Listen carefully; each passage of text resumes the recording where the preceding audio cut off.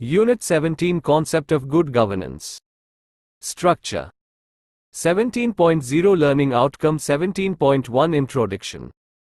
17.2 Towards Good Governance. 17.3 Concept of Good Governance. 17.4 Governance and Good Governance. 17.5 Significance of Good Governance. 17.6 Good Governance Characteristics. 17.7 Good Governance Initiatives, the Indian Context. 17.8 Promoting Good Governance. 17.9 Critique of Governance Discourse. 17.10 Conclusion. 17.11 Key Concepts. 17.12 References and further reading. 17.13 Activities. 17.0 Learning Outcome. After reading this unit, you will be able to explain the shift of focus in public administration from new public management to good governance. Trace the genesis of good governance. Throw light on the concept of good governance. Distinguish governance from good governance. Highlight the significance and key characteristics of good governance. Discuss the good governance strategies in the Indian context. And analyze the important factors promoting good governance. 17.1 Introduction. Public administration, as we all are aware, is not a new activity. As a field, it has been there since time immemorial. Public administration is a major constituent of the state as it is an instrument through which the goals and objectives of the state are accomplished. The major goal of the state is and has always been governance. Now the question that arises is, since governance has always been crucial to the state's performance, why has it suddenly assumed a prominent place in recent times? Isn't governance the activity of 1-2 the government, and if we assume that it is, then how is it different from the traditional public administration? As we discussed in Units 1, 2 and 3 of this course, the role of the state has been undergoing many changes in terms of the structure, functions, processes, goals and orientation. The entire complexion and nature of public administration is undergoing a change in the present times due to the impact of globalization. The process of globalization, accompanied by removal of trade barriers, large-scale entry of multinational enterprises, and drastic developments in information technology, is affecting the different domains of our system, be it social, economic, political, or technological. The area of public administration is also not unaffected by this impact. The impact of globalization is leading to new managerial orientation in administration.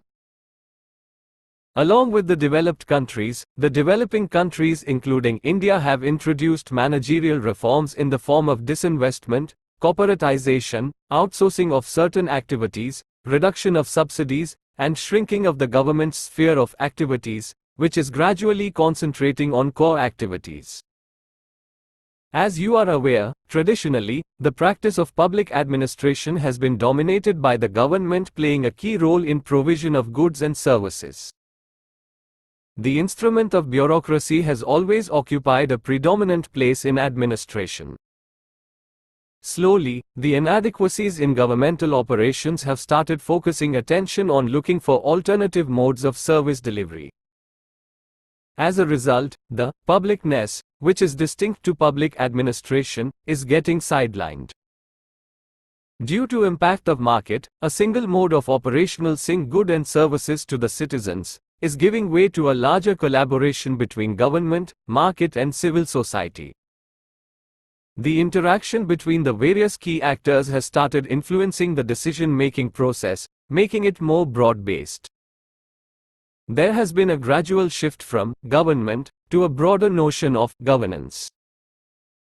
Governance that encompasses the collectiveness of the state, government, market and community has become dominant.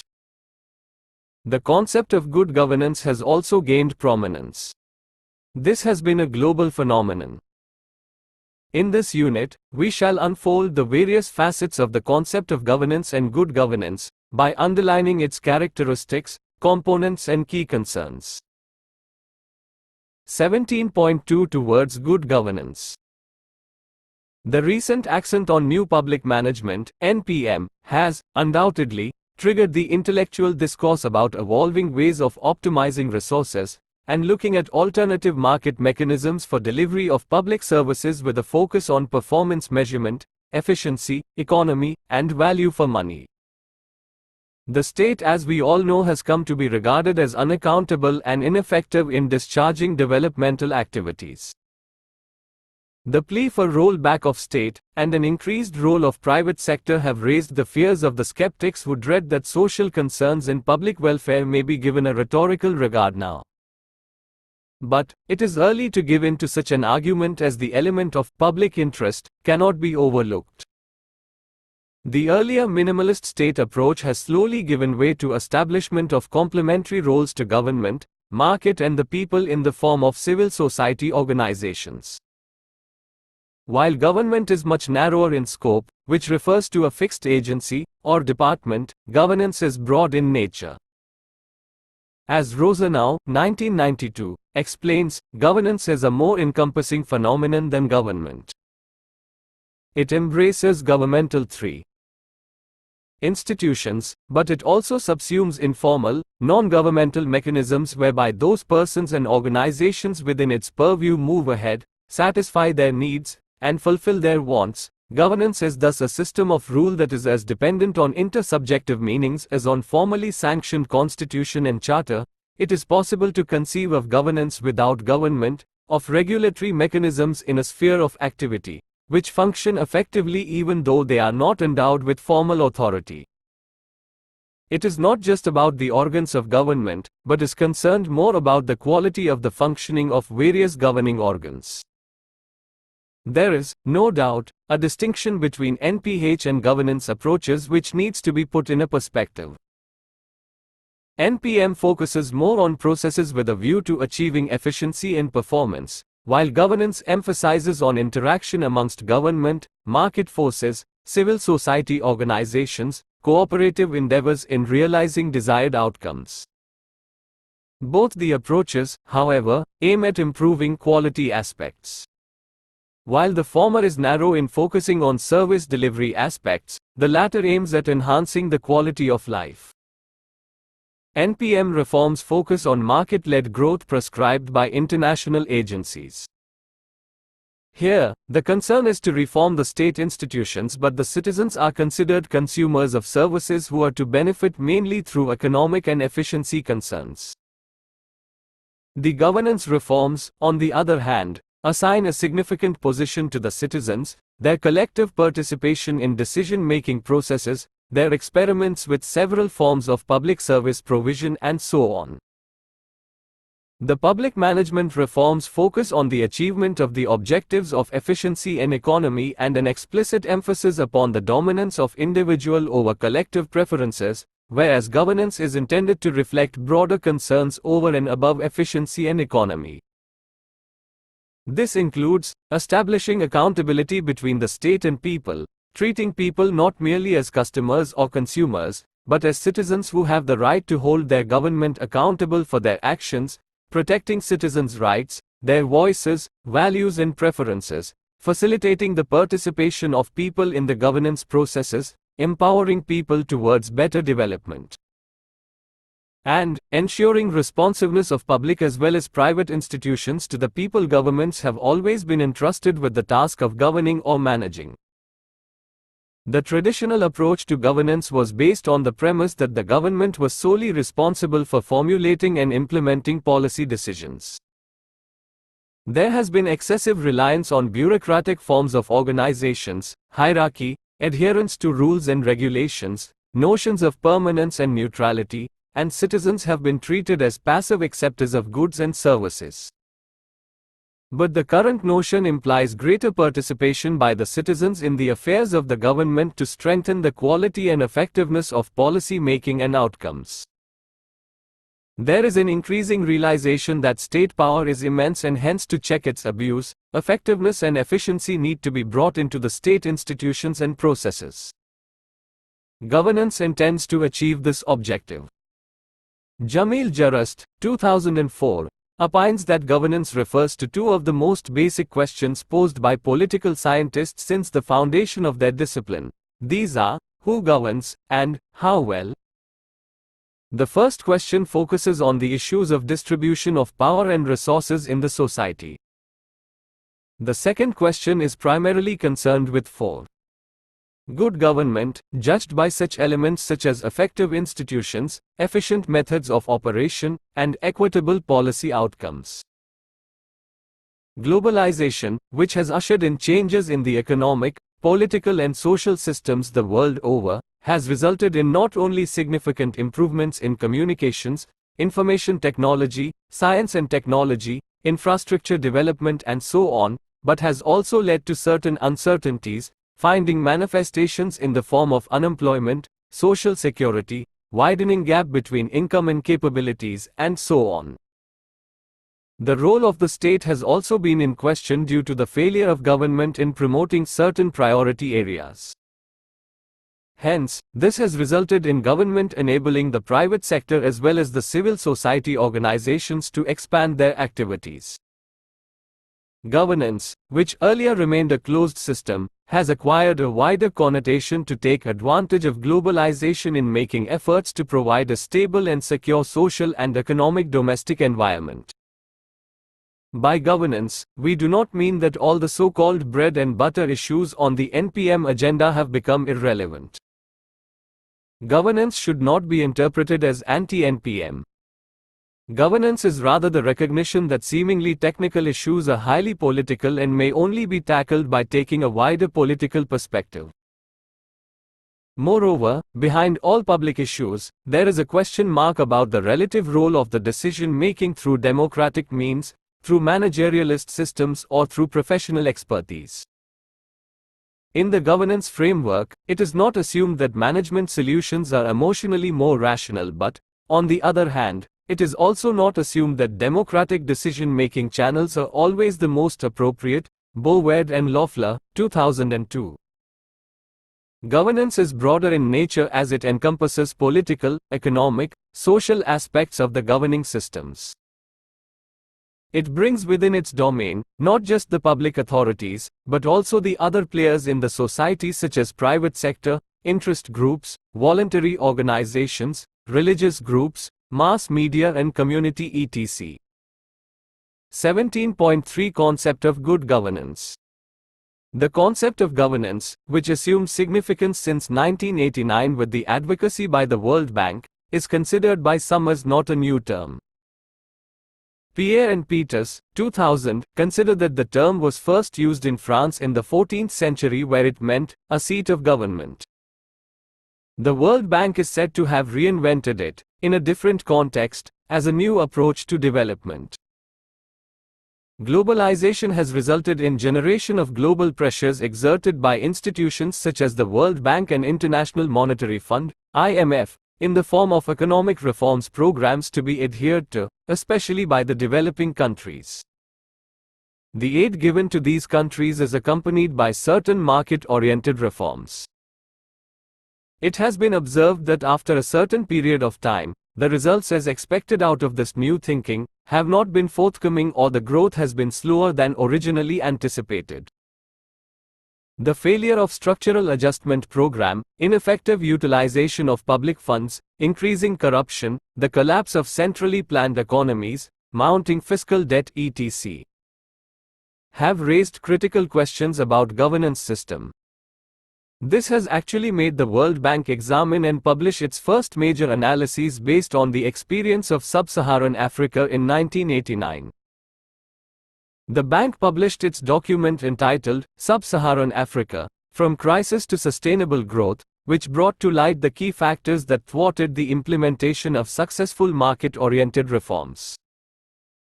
The major factor was considered to be the failure of public institutions, which has been responsible for weak economic performance.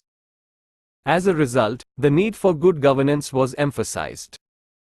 The bank considered good governance as sound development management. It, as per the bank, has four main dimensions: a. Public sector management; b. Accountability; c. Legal framework for development. And D. Transparency and information accessibility. For the first time, the concept of good governance was formulated by the World Bank in 1992. It was defined as the manner in which power is exercised in the management of a country's economic and social resources for development. In the report titled Governance and Development, good governance was considered central to creating and sustaining an environment which fosters strong and equitable development and is an essential component of sound economic policies.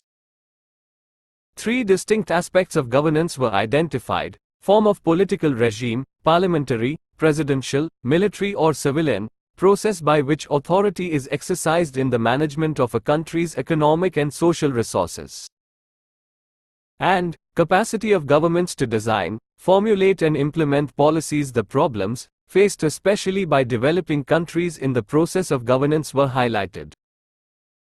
These include improper implementation of laws, delays in implementation of policies, programs and projects, lack of clarity about the rules, regulations to be adhered to by the private entrepreneurs, absence of effective accounting system, and failure to involve beneficiaries and others affected in the design and implementation of projects, leading to the substantial erosion of sustainability. The World Bank outlined the need for good governance, which is necessary for economic, human, and institutional development. This was to be achieved through key governance activities and processes. Its conceptualization of good governance included political accountability, freedom of association and participation by different groups in the process of governance, an established legal framework based on rule of law and independence of judiciary to protect human rights, secure social justice, and guard against exploitation, bureaucratic accountability with emphasis on openness and transparency in administration. Freedom of information and expression needed for formulation of public policies, decision-making, monitoring and evaluation of government performance, a sound administrative system leading to efficiency and effectiveness, and cooperation between the government and civil society organizations. 6. The concepts of governance and good governance have gained prominence and presently occupy a key place in promotion of sustained all-round development. Let us now discuss the characteristic features of these concepts. 17.4 Governance and good governance. In general, governance is associated with efficient and effective administration in a democratic framework. It involves the exercise of political, economic and administrative powers in managing the country's affairs, and includes the processes of formulation as well as implementation of decisions. But as discussed in the preceding section, over the past decade, the concept of governance has become wider in complexion, integrating a number of key elements and principles. Governance is being propagated to promote good government. Government is considered to be effective and good if it is able to fulfill its basic commitments efficiently, effectively and economically. The basic goal of governance is to establish quality relationship between good government and the governed or citizens. Good government has been defined by John Healy and Mark Robinson as a high level of organizational effectiveness in relation to policy formulation and the policies actually pursued, especially in the conduct of economic policy and its contribution to growth, stability and popular welfare. Good government also implies accountability, transparency, participation, openness and the rule of law. Governance, in the present context, is an attempt to widen the scope of public administration by stretching beyond formal governments. It is broader in nature, extending up to the private sector, non-governmental mechanisms along with governmental institutions. Collective problem solving is taking the place of individualized decision making. There are many forms of community organizations, voluntary, and collective self-help groups through which people are organizing themselves to achieve common goals and objectives. It intends to make public administration more open, transparent and accountable. According to the UNDP, 1994, the challenge for all societies is to create a system of governance that promotes supports and sustains human development, especially for the poorest and the marginal. According to Kettle, 2001, government refers to the structure and function of public institutions. Governance is the way government gets its job done. Traditionally, government itself managed most service delivery. Toward the end of the 20th century, however, government relied increasingly on non-governmental partners to do its work, through processes that relied less on authority for control.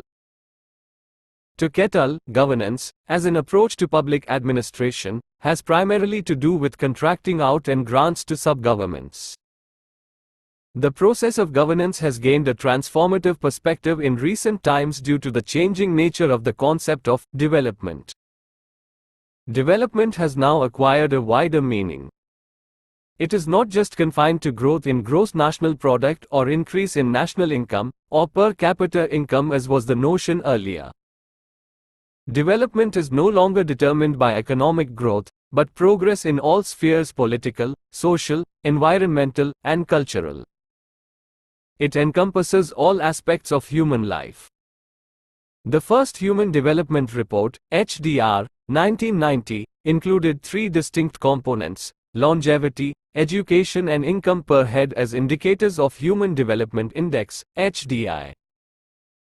The HDR 2001 indicated that human development means much more than the rise or fall of national incomes.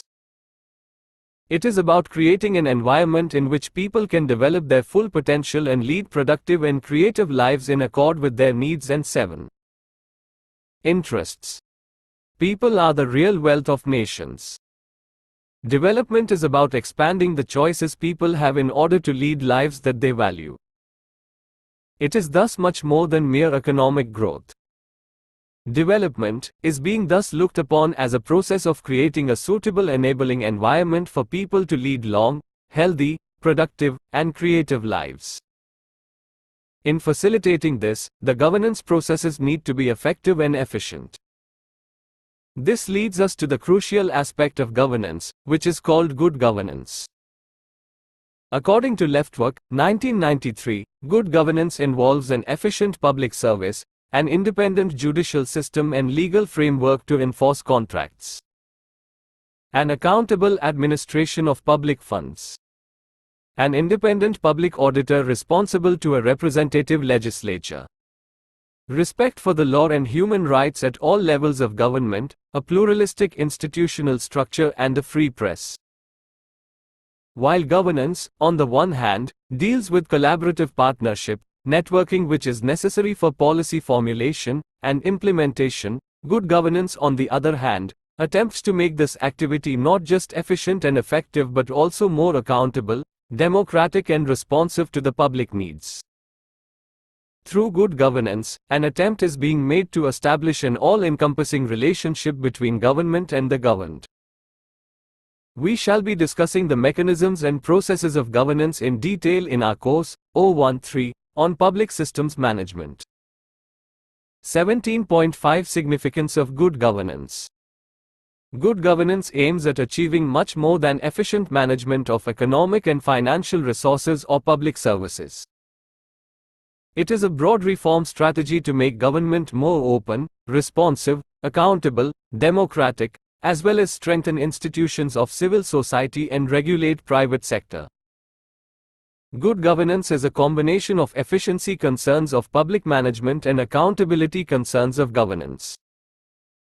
Good governance as a prerequisite for promoting people-centered development is assuming importance.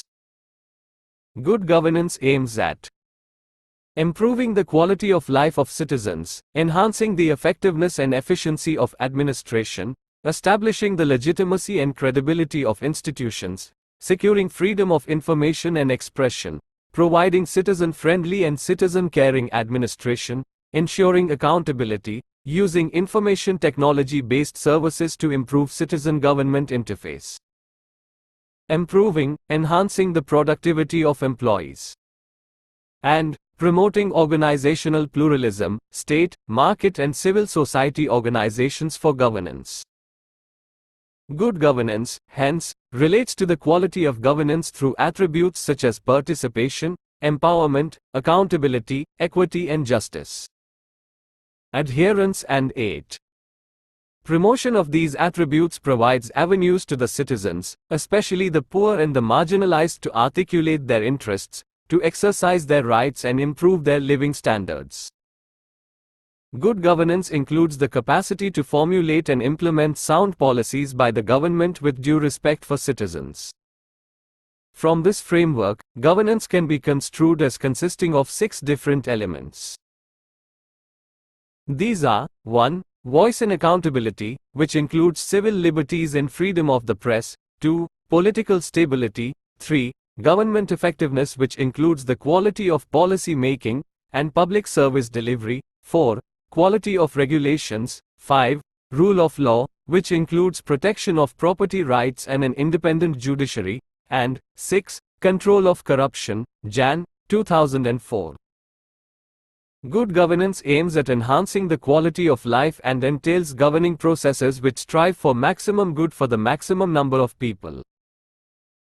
Tony Bourward and Loeffler, 2003, consider good governance as the negotiation by all the stakeholders in an issue or area of improved public policy outcomes and agreed governance principles, which are both implemented and regularly evaluated by all stakeholders.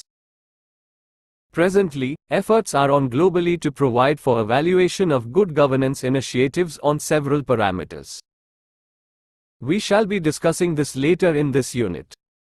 17.6 Good governance characteristics. The goal of governance initiatives should be to develop capacities that are needed to realize development that gives priority to the poor, advances women's issues, sustains the environment and creates necessary opportunities for employment and other livelihoods. UNDP, 1994.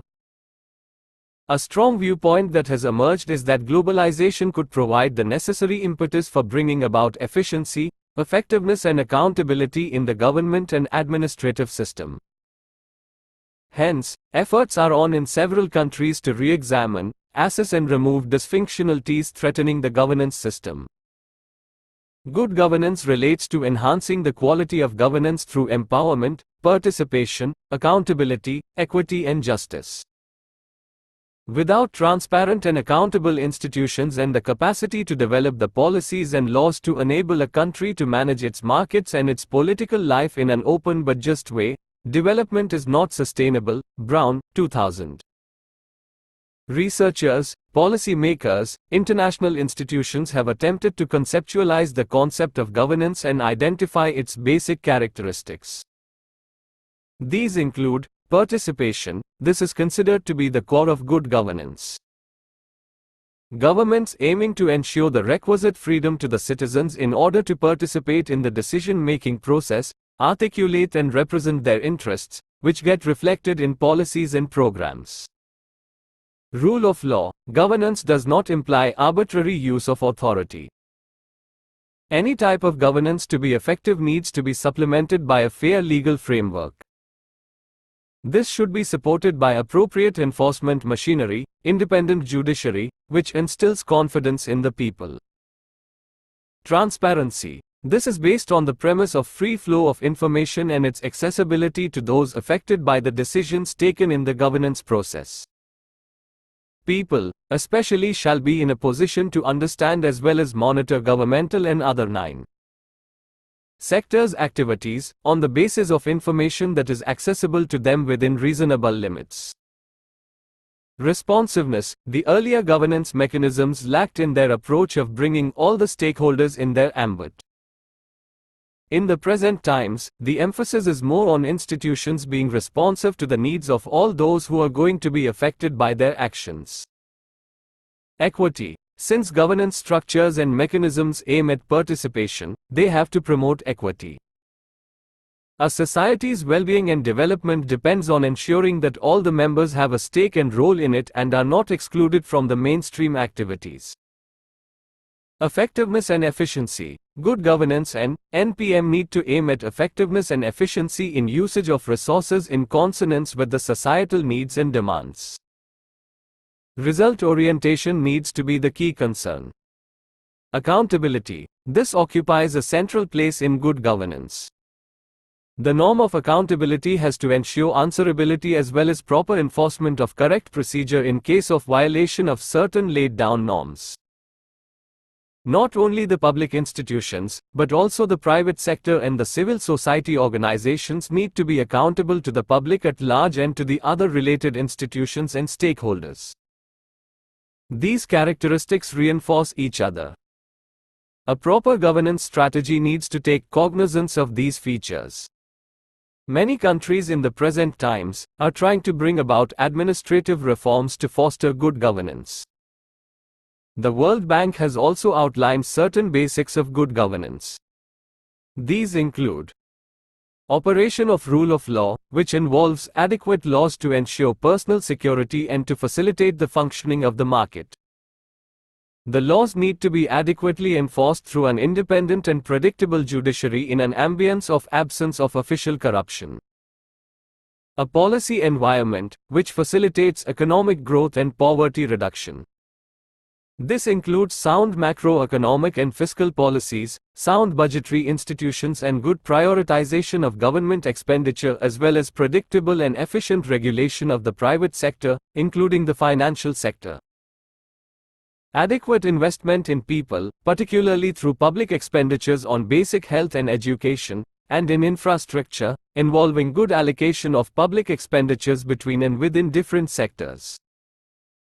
Protection to the vulnerable through affordable and targeted safety nets and generally ensuring an appropriate, pro-poor, emphasis in public expenditure. Protection of the environment assuring that economic growth does not cause environmental degradation, Shand, 2001. Governance, with its emphasis on rule of law, human rights, empowerment, and participatory development, attempts to provide a countervailing force to the excessive managerial orientation. The World Bank, 1992, observes, governance is a continuum and not necessarily unidirectional, it does not automatically improve over time. It is a plant that needs constant tending.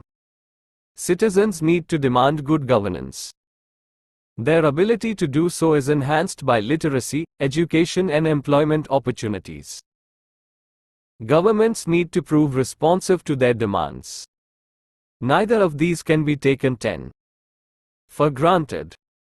Change occurs sometimes in response to external or internal threats. It also occurs through pressures from different internal groups, some of which may be in the form of populist demands. Although lenders and aid agencies and other outsiders can contribute resources and ideas to improve governance, for change to be effective, it must be rooted firmly in the societies concerned and cannot be imposed from outside. In a UNDP workshop on governance for sustainable human development, 1994, certain characteristics of good governance were identified. These include participation, responsiveness to people, development of resources and methods of governance, mobilization of resources for social purposes, operation by rule of law, enabling and facilitative environment, regulation rather than control, service orientation. Sustainability, acceptability to people, promotion of equity and equality, promotion of gender balance, accountability, Sobhan, 1998, paraphrased, Bowaard and Loeffler, 2003, postulate 10 characteristics of good governance, which have recurred frequently both in the literature and in the political and practitioner debates on the subject. These include citizens' engagement, transparency, accountability, the equalities agenda and social inclusion, gender, ethnicity, age, religion, etc. Ethical and honest behavior. Equity, fair procedures and due process, ability to compete in a global environment, ability to work effectively in a partnership, sustainability. And respect for the rule of law. 11. 17.7 Good Governance Initiatives, the Indian context. In India, efforts are afoot and have also in some respects gained momentum in the direction of good governance reforms. The major administrative reforms in our country during the 1950s and 1960s were basically structural in nature with a view to improving the administrative machinery. With the nature of administration undergoing a change in the 1990s, from traditional bureaucratic to responsive, citizen-oriented, the reforms are also now geared in this direction.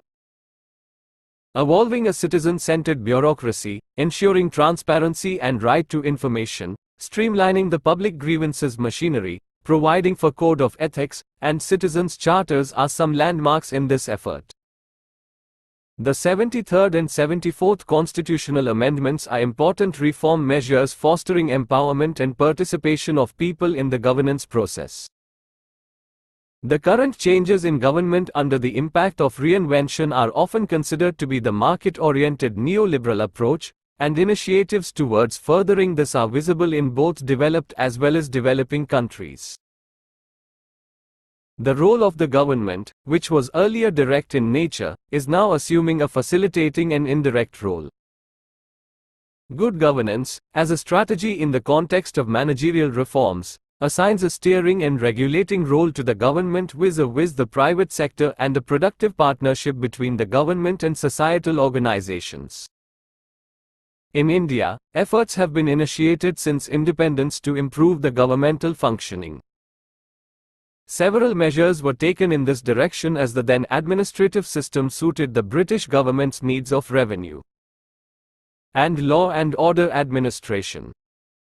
The post-independence scenario was more in favor of welfare state in order to ensure responsiveness to the needs of people. The adoption of the Constitution, fundamental rights, directive principles of state policy, planning as the means of achieving social and economic development made the reorientation of the administrative machinery imperative. The governance structure and systems had to undergo a major revamping from revenue collection and maintenance of law and order towards socio-economic development, social welfare and citizens' satisfaction. During 1950s and 1960s, in order to ensure responsiveness, several committees were set up which went into systematic review of the organizational structure and functioning of the Government of India. These include Secretariat Reorganization Committee, 1947, Gopalaswamy Iyengar Committee on Reorganization of Government Machinery, 1949, and Gorwala Committee, 1951. In 1953, on the Government of India's request, Paul H. Appleby of Syracuse University, USA submitted 2 reports on reforms in Indian administration. Based these recommendations in 1964, a separate Department of Administrative Reforms was set up in the Ministry of Home Affairs. The most comprehensive set of recommendations, including that of administrative efficiency, were made by the Administrative Reforms Commission, ARC, set up in January 1966. It examined the entire gamut of administration at the center as well as the states and submitted 20 major reports during its working of nearly 4.5 years. Based on the recommendations of ARC, a Department of Personnel was created in 1970, which was later transformed into a full-fledged Ministry of Personnel and Training, Administrative Reforms, Public Grievance, Pensions and Pensioners' Welfare. Several institutions, such as Central Vigilance Commission, Central Bureau of Investigation, Lokpal and Lok Ayukta have also been created.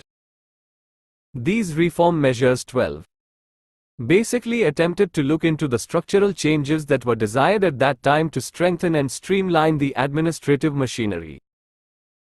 As we have discussed in the earlier sections, since the 80s, globally, many changes have taken place in social, economic and political spheres. Even in India also, the realization has dawned that the bureaucracy is inaccessible and indifferent to common citizens and is more bothered about adherence to procedures, rules and regulations. Hence, there is a need for administration to be more efficient, responsive and accountable for promoting good governance. It is now perceived that governance structure has to extend beyond traditional bureaucracy and involve citizens, consumer groups, local bodies, etc. The Conference of Chief Secretaries and Chief Ministers of all the Indian states and union territories in 1996 and 1997 deliberated on the issue of improving governance, and an action plan was formulated to bring about accountable and citizen-friendly government. In accordance with this, several initiatives were taken by the union and state governments. Let us highlight some of these measures in the following section: Citizens' Charters. The concept of citizens' charters originated in Britain. Citizens' charters are formulated by all those public organizations providing different kinds of services to the people. These charters are statements that provide information to the general public about the nature of services being provided by that organization, procedures, costs involved, mechanisms for lodging complaints in case the citizens are not satisfied, time taken for its redressal, and so on. Nearly 68 organizations at the central government level in India have formulated citizens' charters. These are being done by state governments also. Next time you visit any government organization, including a hospital, municipal body, you can have a look at their citizens' charters. Redressal of citizens' grievances. The machinery for getting redressal of any grievance that the citizen has against any government organization has been strengthened. A Directorate of Public Grievances has been set up in the Cabinet Secretariat in 1988 to examine complaints relating to various ministries and departments which have direct public dealings. Also, the organizations keep a track of the complaints or grievances the citizens have lodged. You can also notice certain counters set up by government organizations as information and facilitation counters, IFCs, including "May I help you" counters. These help the citizens get the necessary information to facilitate their work done. Use of information technology. Good governance gives importance to use of information technology, for efficient and effective service delivery. As you know, train, airline, bus reservations are now computerized, and at the village level also computerization of land records, registration of births, deaths, and application for necessary documents from district headquarters is making the tasks easier for the community. For example, in the state of Madhya Pradesh, the Gyandoot program launched in Dhar district has been a tremendous success. It has even won the Stockholm Award in 2000.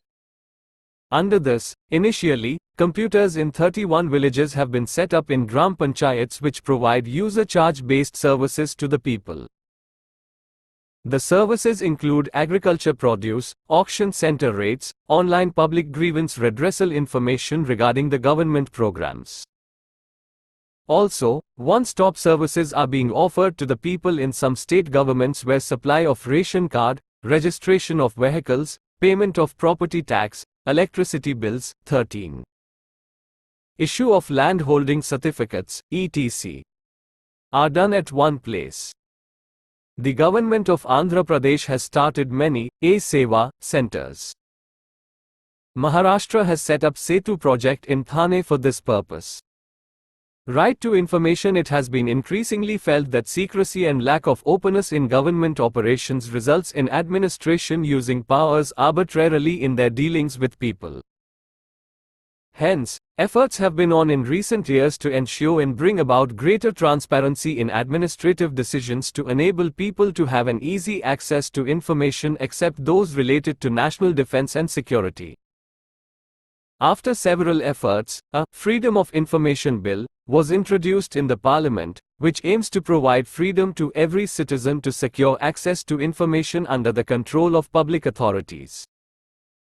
This bill has been passed by the Parliament in 2001 and several state governments including Rajasthan, Madhya Pradesh and Karnataka have passed the Right to Information Acts.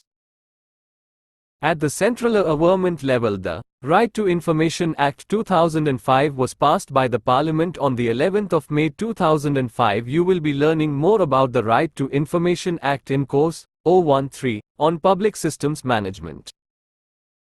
People's participation and decentralization. The government is ensuring people's participation in governance through the 73rd and 74th constitutional amendments by which constitutional status is conferred on rural and urban local bodies. These bodies are given necessary powers and authority to function as institutions of self-government. State governments have passed necessary legislation to this effect by providing for the constitution of these bodies, functions, conduct of elections, devolution of resources, etc. These are, in brief, some of the key initiatives taken by Indian government in fostering responsive governance. Any reform measure to be effective has to be sustained in the long run.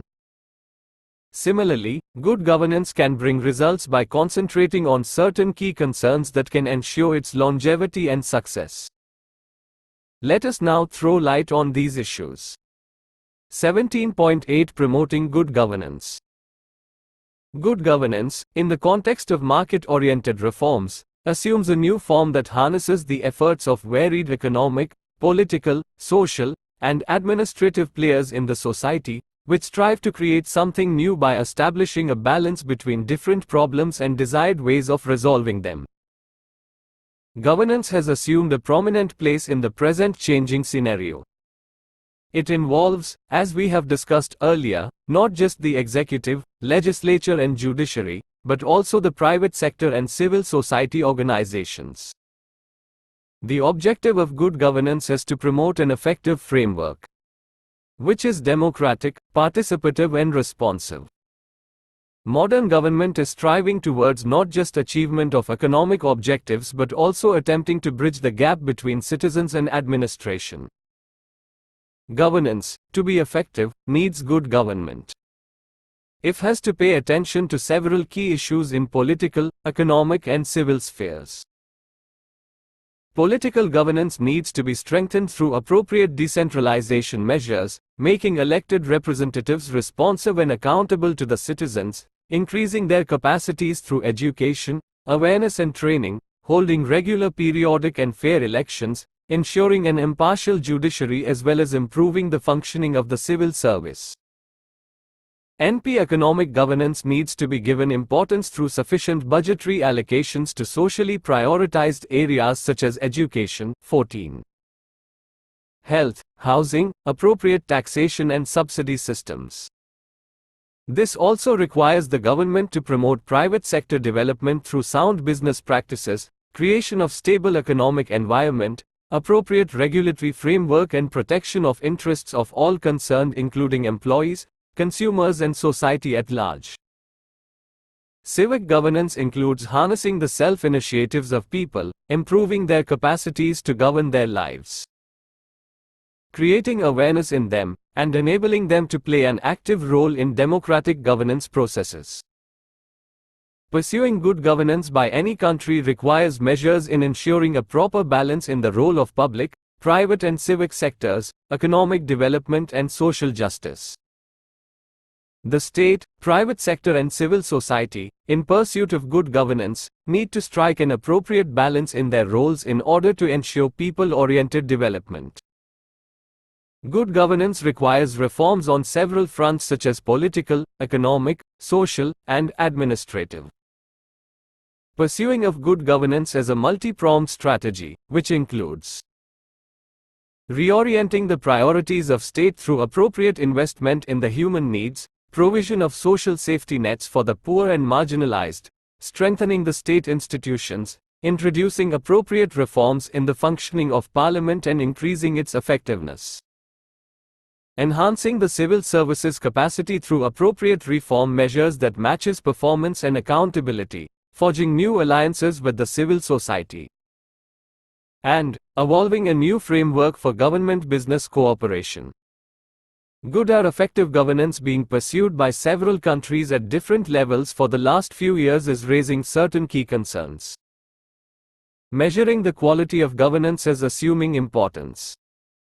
While new public management is considered to focus on processes of public service delivery, good governance is said to ensure effective outcomes. Governance outcomes are basically intended to be measured, to assess the policy outcomes, whether they have made any difference to the quality of life of all involved stakeholders. This could include several issues such as health, social well-being, environment, conditions of work and so on. An important approach in this direction is the Human Development Report, which since 1990s has developed important composite indices for human development that include Human Development Index, HDI, Gender-Related Development Index, Gender Empowerment Measure and the Human Poverty Index. Similarly, Transparency International brings out the Corruption Perception Index, CPI, which ranks countries on the basis of prevalence of corruption. Another organization, Governance International, has introduced the Governance International Health Check, which involves an assessment by organizations and their key stakeholders in the public and non-profit sectors, and evaluation of the achievement of key governance principles and policies on the basis of focus group sessions with key stakeholders such as citizens, politicians, third sector representatives, business sector, media, etc. Pursuing good governance by any country requires measures to ensure proper balance in the roles of the public, private and civic sectors, economic development and social. 15. Justice. The state, private sector and civil society with their strengths and weaknesses, in pursuit of good governance, need to strike an appropriate balance in their roles to strive toward people-oriented development.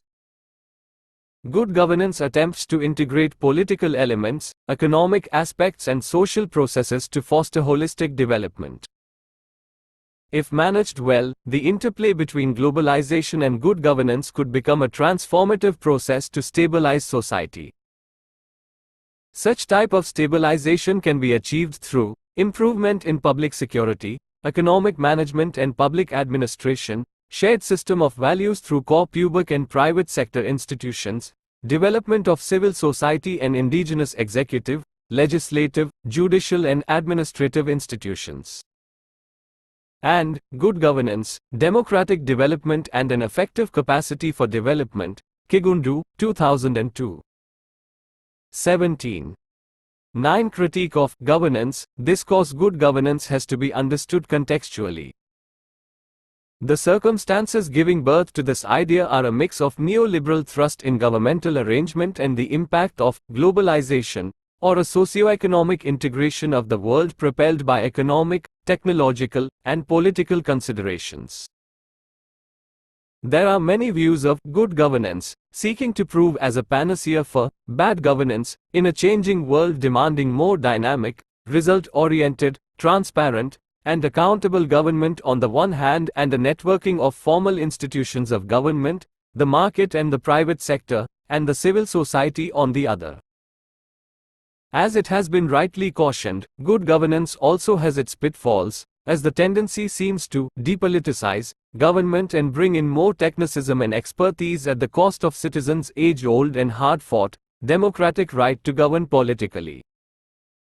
The concern with good governance in international development arose out of a particular politics at a time when there were major arguments regarding the need to downsize the state.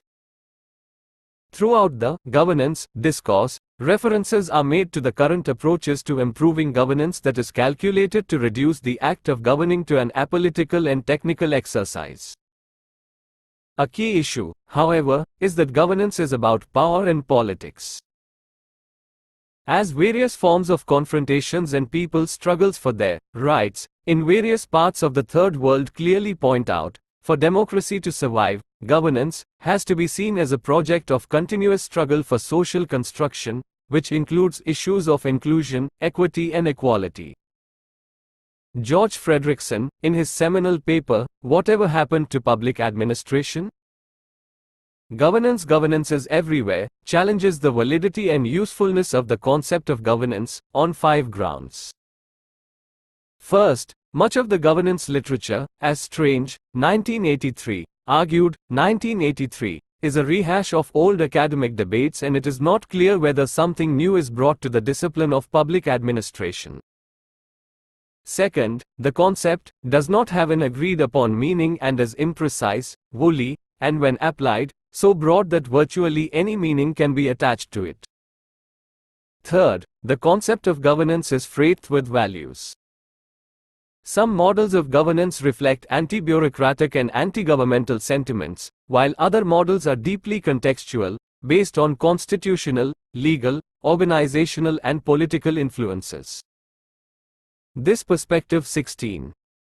On governance in public administration makes the subject both bigger and grander, a kind of unpublic administration. Fourth, scholars who use the word governance, particularly in Europe, claim that the concept is primarily about change, reforms and getting things right. Investment in the prevailing institutions, cities, states, nations and their established governments, as well as the accomplishment of the institutions, are devalued. Order, stability and predictability are likewise undervalued. It is felt that despite the rhetoric of reforms, governance is mostly about order and has politicians and bureaucrats adapt in orderly ways to changing circumstances and values. For example, most of elements of governance, networks, inter-organizational and inter-jurisdictional cooperation, power-sharing federations, public-private partnerships and contracting out are terms of institutional adaptation in the face of increasing interdependence. Fifth, governance is often centered on non-state institutions, both profit and for-profit contracts, non-governmental organizations, parastatals, third parties etc. It is a general feeling amongst the advocates for governance that there can be governance without government. But it is still the states and their subjurisdictions that deal with the vexing problems of race, poverty and justice. Governance, in spite of certain weaknesses, is the most useful available concept that attempts to explain the powerful forces at work in the world. Frederickson suggests that the application of governance to public administration would be improved by narrowing the scope of the subject. There needs to be a fundamental distinction between public administration as the internal day-to-day management of an agency or organization on the one hand and public administration as governance, the management of the extended state on the other. 17.10 Conclusion. The concept and practice of governance, with several interpretations including good governance, has gained prominence over the past decade. While, in a narrow sense, it focuses on improving public administration structures, processes, institutional development, broadly speaking, it places emphasis on qualitative improvements in the administration. Hence, principles such as accountability, transparency, participation, and empowerment are emphasized to make governance good or effective, to enable the development move towards new and productive directions. Good governance, as we have observed, is bringing about creative intervention and participation by not just a sole actor, but by various key players to enhance the legitimacy of public realm. Good governance emphasizes the involvement of institutions, actors from and beyond government, encouraging flexibility in public service provisions and cost-effective policy outcomes. Globalization has positive as well as negative repercussions. It is for the country concerned to adopt locally specific governance strategies to exploit the benefits of globalization and work towards sustainable development. The market forces continue to play a key role, but the state cannot be wished away. What is needed, in the present scenario, is a coordination of efforts amongst the state, market and civil society organizations with an aim on long-term stability. 17.11 Key Concepts. Human Development Index, measurement of human progress introduced by the United Nations Development Programme, UNDP, in its Human Development Report 1990. By combining indicators of real purchasing power, education and health, the Human Development Index provides a more comprehensive measure of development than does the gross national product alone. LC Web 2. Gov. FRD per centisecond, Chile per centiliter gloss. HTML Organizational pluralism. It is a multi-paradigmatic approach to organizations functioning. It talks of multiple organizations in a specific area and the impact of varied organizations on a particular field. It all organizations ranging from government, private sector, NGOs and other non-state actors pursuing development objectives. User charges. These are charges imposed for providing services or sale of products in connection with government activities. These are paid by the citizens for consumption of goods and services and do not include capital fees. 17.12 References and further reading.